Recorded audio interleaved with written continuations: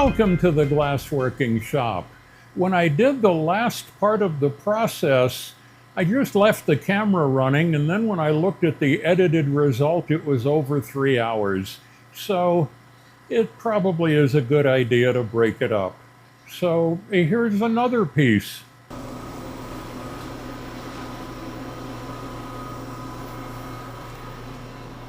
So now, while I've got some core heat, I'm not going to waste that core heat.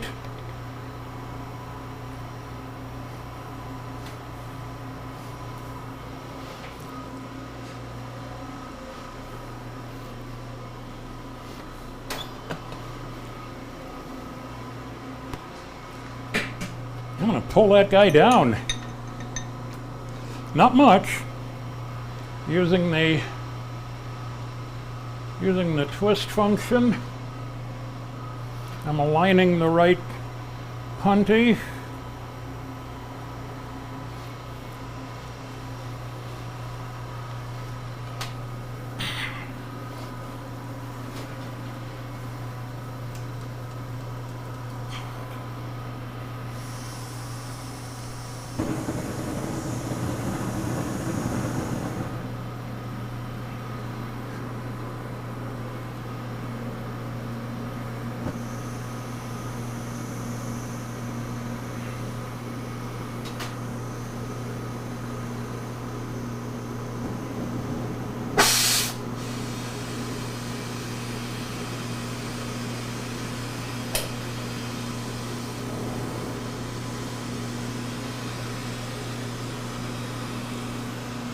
I'm going to be pulling to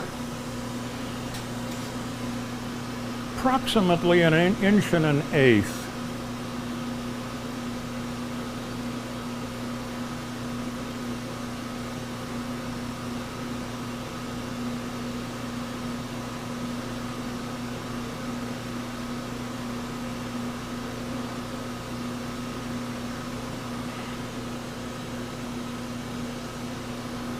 So I got my caliper ready. Looks like a moth is about to have some fun in the flame.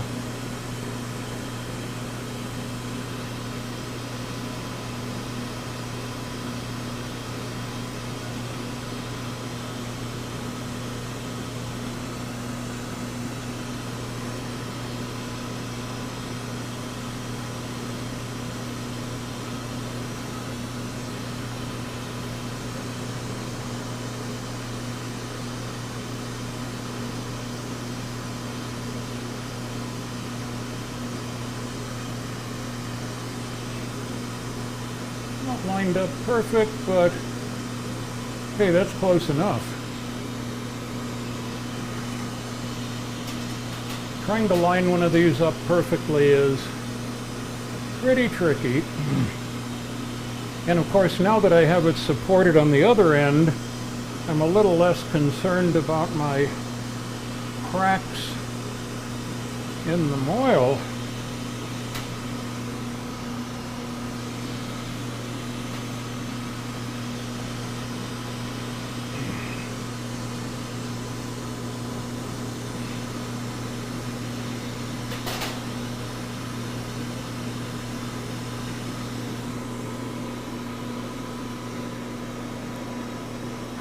Yeah, looks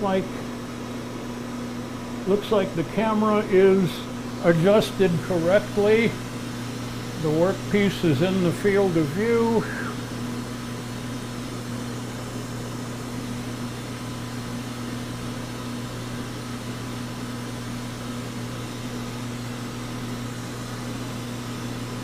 The lathe is working exceptionally well.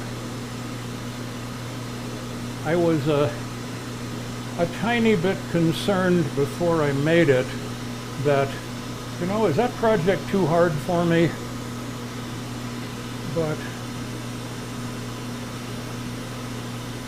it's not. I made it and it works great.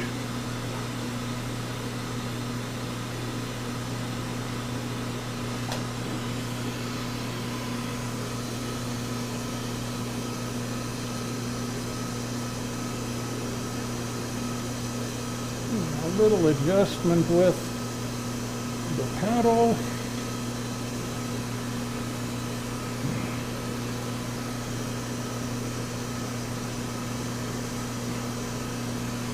I like to get a really good match between my pullers and the piece that I'm pulling so that my moil is the same size as the piece that I'm working on, and that helps me get a better quality pull and helps to minimize the size of the knuckle. Almost impossible to eliminate the knuckle, but the techniques that I'm working on, I'm getting it down pretty small, getting it down almost to nothing. And it depends on the day. Some days are better than others.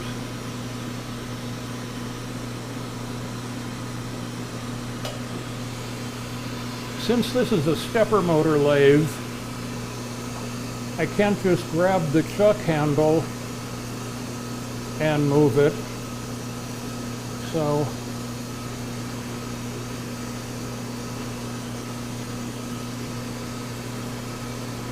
I've got a hand wheel conveniently mounted at about the same place where you would normally grab the chuck, but I just operate the hand wheel. So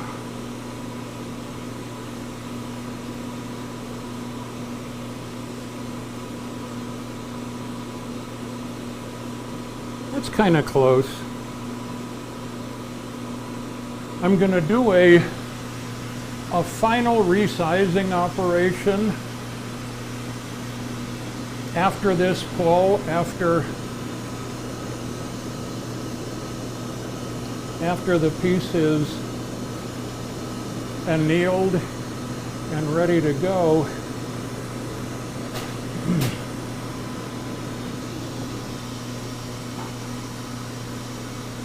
I'm going to put it back in the squeezer for the final resizing.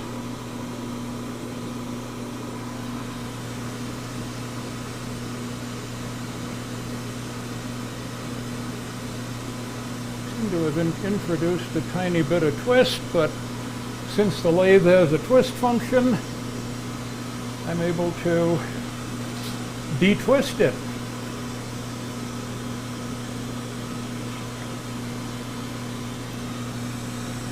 So now, I'm going to go back over here to the treble end.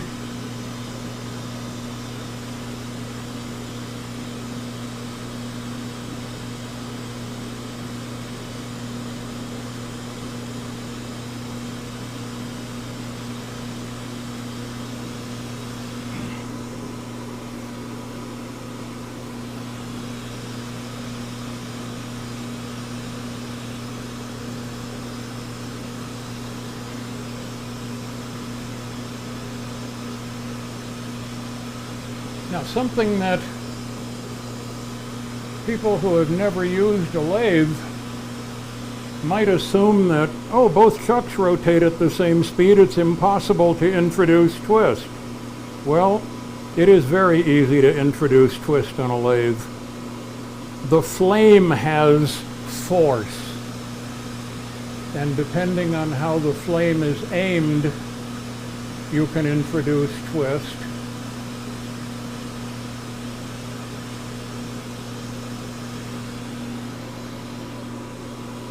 And of course, another thing that I need to point out,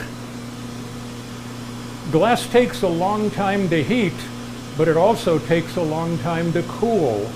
So I put a tremendous lot of heat on that side, trying to fuse it all together and get a really nice matching weld. Then I moved over to this side and gave it a little tug with the heat, with the tailstock, and even though it wasn't glowing, it moved a little on this side. It takes a long time to get heat into glass, especially thick solid glass.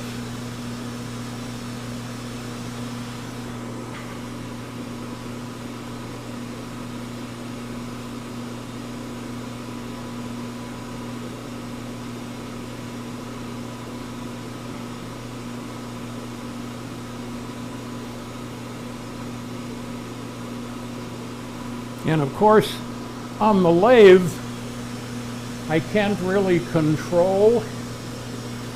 I can't keep the heat off the corners. And so the corners are going to maybe get a little hotter than I'd like them to be, and they're going to round off a little, which is the reason that I can't use the pull that I'm making as the final piece. Okay, getting softer, pulling easier.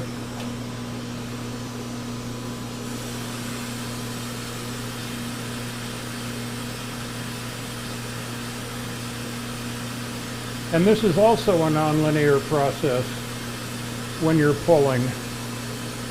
You put in heat, put in heat, put in heat, wonder what's going on, then you put too much heat in.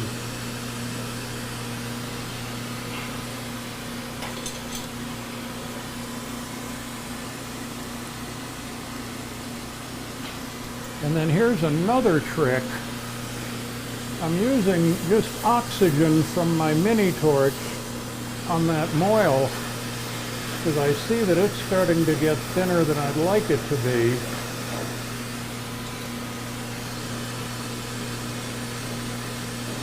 So let's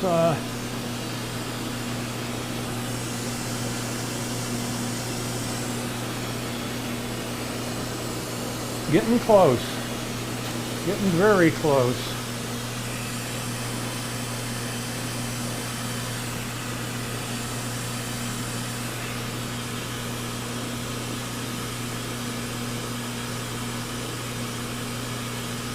And now it's really soft.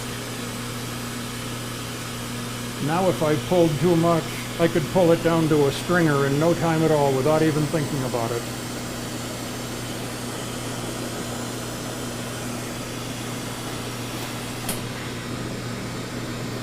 So I'm pretty much at my target diameter.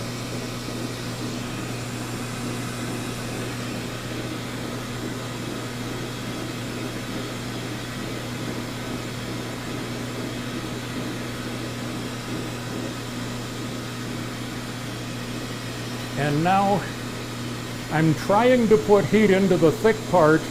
The thin part is still really hot. And if I started pulling now, I would over pull the thin part and not get the result that I want. So I gave it a little bit of oxygen very carefully. And of course, it's a lot harder to see what's going on with a square section than it is with a round.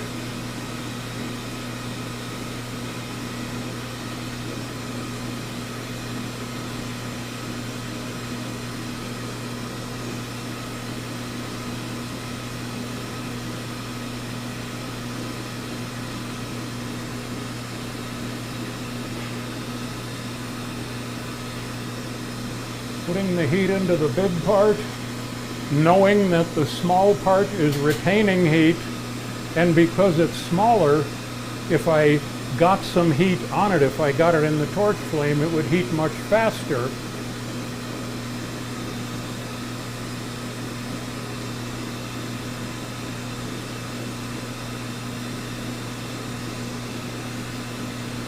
The key to this is slow. I'm moving the hand wheel on the tailstock almost as slow as I possibly can.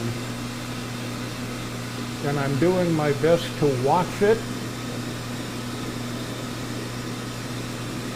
using my experience in doing this after many, many pulls. Try to figure out how to make it as accurate as I can make it.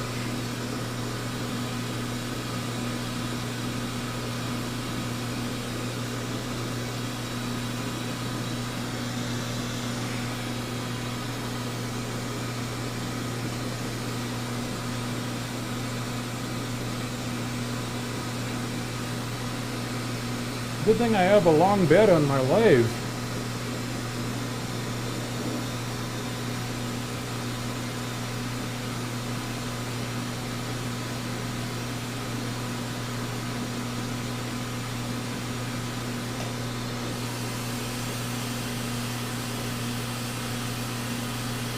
And the trick about trying to get the end under control, to try to get the end to not have a big knuckle on it, if I use a smaller flame, I get less flame. So not only am I reducing the extent, I'm also reducing the intensity. So possibly in the future, a cradle burner or ribbon burner might be a really useful addition to the shop. And of course the question arises, cradle burners are common, scientific glassworking shops are full of them. Should I buy one or make one?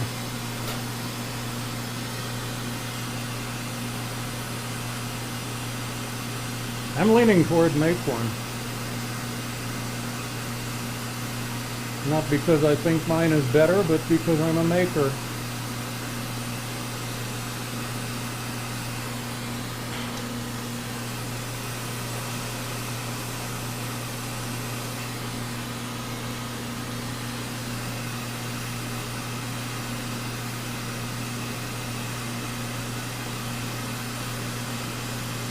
Okay, that little end is never going to be that good.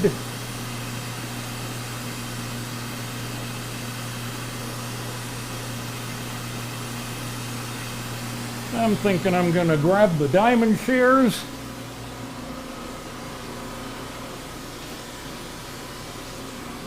and call this project finished.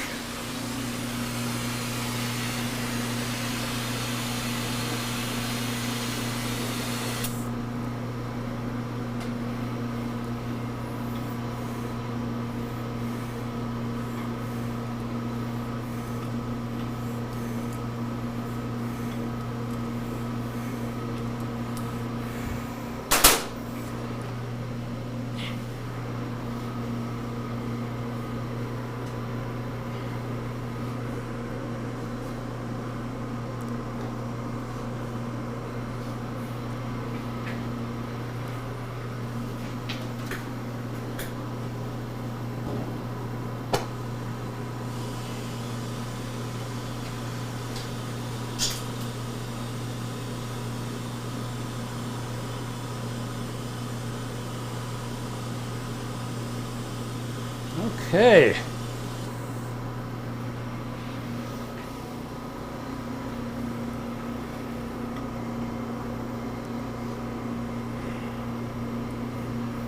So that does it. Where's my camera? Yeah, that's the piece. It's not perfect, but it gets one more chance.